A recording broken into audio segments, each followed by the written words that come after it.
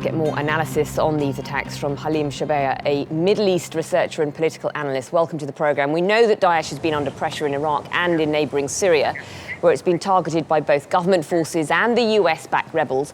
But what does this latest attack by Daesh in Iraq suggest?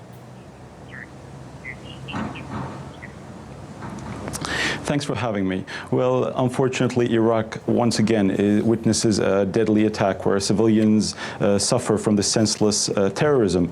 As you mentioned, yes, it takes on a special significance with the recent defeat in Fallujah of Daesh, and with the declaration of the Iraqi Prime Minister a few days ago, where he called on Iraqis to go out and celebrate that victory, and where he promised the next to basically liberate Mosul in the coming weeks or months. So this is definitely a message in retaliation, perhaps, to that attack and to the offensive of the Iraqi government. And also it's a reminder that Daesh can strike wherever it wants, potentially in different areas of the world. And we've seen in other areas in the last week as well, in Turkey and in Bangladesh and in Lebanon, where a lot of terrorist attacks are happening on a daily basis. But in Iraq especially, it's potentially a message to the Iraqi government, and as a response to the Prime Minister's recent declaration of victory in Fallujah.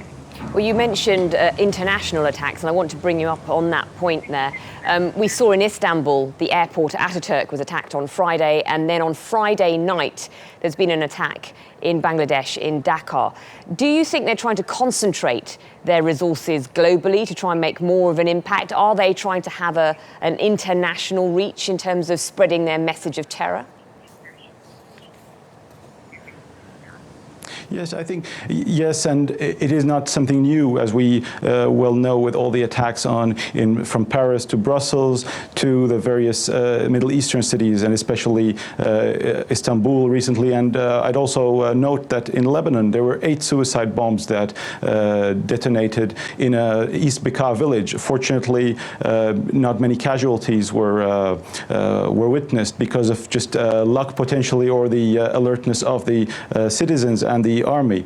But everywhere, yes, this is a strategy from ISIS that it is striking everywhere in the world. Some analysts understand that as being part of its weakness and deteriorating strength and control of its territory, both in Iraq and in Syria, as we've witnessing its territory that it controls is growing weaker and weaker as the bombing intensifies and as the Iraqi government is intensifying its campaign.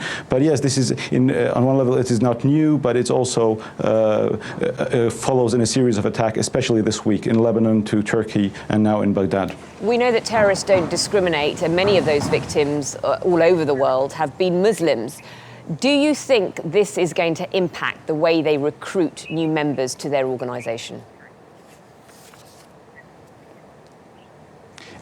Sorry, can you repeat the question? I didn't hear you. Many of the victims have been Muslims. Do you think this is going to impact how they recruit new members?